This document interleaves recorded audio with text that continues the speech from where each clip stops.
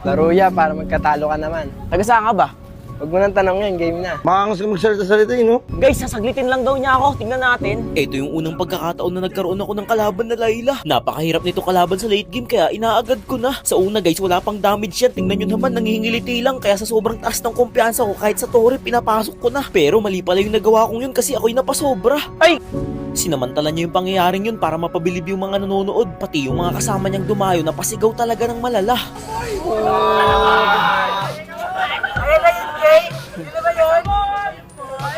Medyo napainit niya yung ulo ko doon kaya nang makabalik ako, yari siya ngayon. Kapag ako yung nakaka-score kahit isa, wala man lang sumisigaw. Kaya lalo ako nagsumikap para ang lakas ko ay lalong umalingaw-ngaw.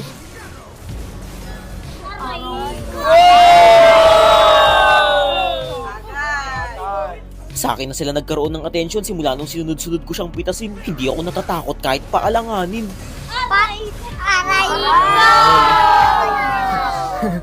Sa tuwing ginugulat ko siya, wala na siyang magawa kundi ang mapatulala.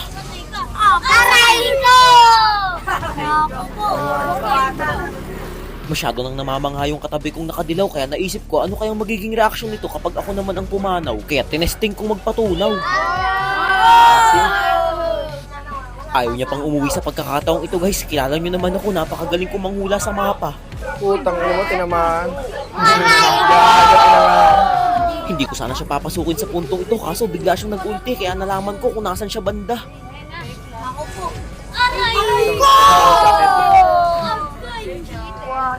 Sa loob ng 5 segundo mabubuhay na siya ulit pinag-aralan ko na yung ganyan ng paulit-ulit kaya't kapag binitawan ko ang aking ulti tiyak sasabit.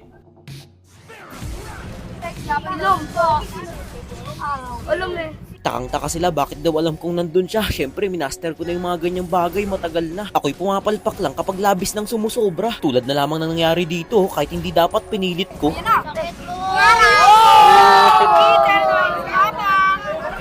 Ramdam ko na yung hapdi ng Layla niya at halos parehas na kami ng item. Dapat kapag ganito hindi na dapat patagalin. Ayaw niya rin namang lumabas ng base di uubusin ko na lang lahat ng palabas ng mga minions. Sa paraang yun napilitan siyang lumapit sa akin. Hindi niya sukat akalain na siya ay aking bibiglain.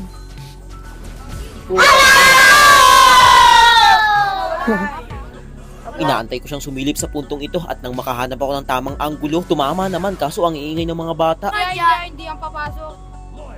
Nag-spawn trap. Yun na!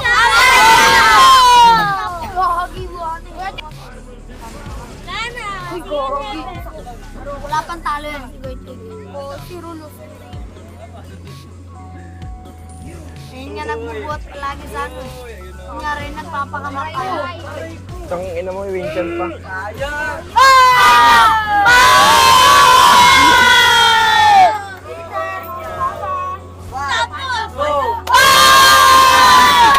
Thank you.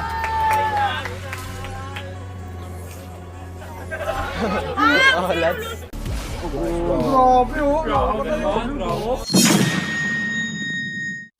Sila na. Okay, lapit na. Taga saan ka, boss? Guys, ito, kanina pa daw siya nag-aantay. Anong oras ka pa dito, boss? Madaling araw. Madaling araw? Kanina pa daw siya nag-aantay madaling araw guys. Siguro inip na to kaya dapat matapos ko na to sa loob ng 10 minuto. Mape-first blood ko siya dyan tapos di ko napigilang mapangiti. Syempre sakto lang para pogi. Aalburin ko sana yung blue block niya dito. Kaso nga lang ipinaglaban niya pa rin. Kala niya hata maaagaw niya sa akin. Sa puntong ito hindi na siya ulit nakipag-agawan pa. Yun nga lang nagpakita naman siya sa mapa.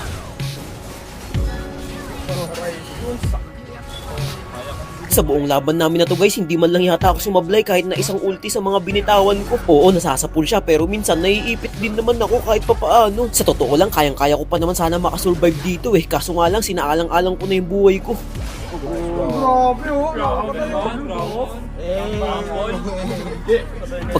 Pagkabalik ko, sinubukan ko makabawi sa kanya. Naglag pa nga ako dito Tingnan nyo naman yung tore ang aking pinunteriya. Pero syempre, babalikan ko siya.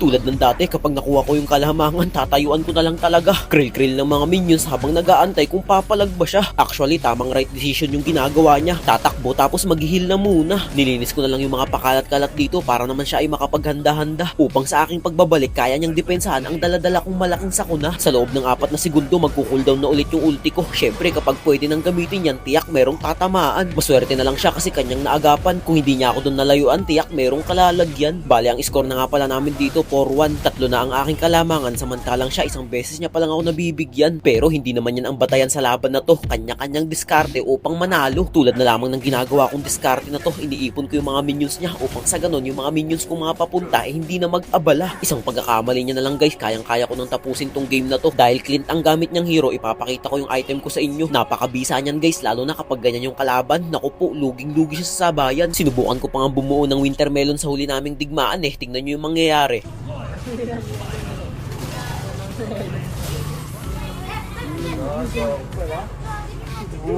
Patay!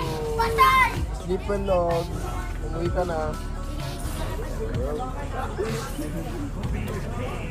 At ayun na nga guys, ang score ko na nga pala ngayon ay 179 wins, 0 losses. Sana mabiyayaan ako ni Munton ng napakalakas na kalaban kahit isang beses. Gusto ko rin kasi mag-upload ng talo na content guys, kaso nga lang hanggang ngayon hindi pa rin ako nadidefeat. Puro victory ang naririnig ko ng paulit-ulit. Sa mga nagsasabi nga pala guys na hindi ako nagko-content ng talo, subukan nyo ring dumayo para malaman nyo. Nasasabi nyo lang yan kasi hindi nyo pa ako nasusubukang kalaban. Hindi na para ipaliwanag ko pa, kayo na ang bahala kung anong inyong maihuhusga.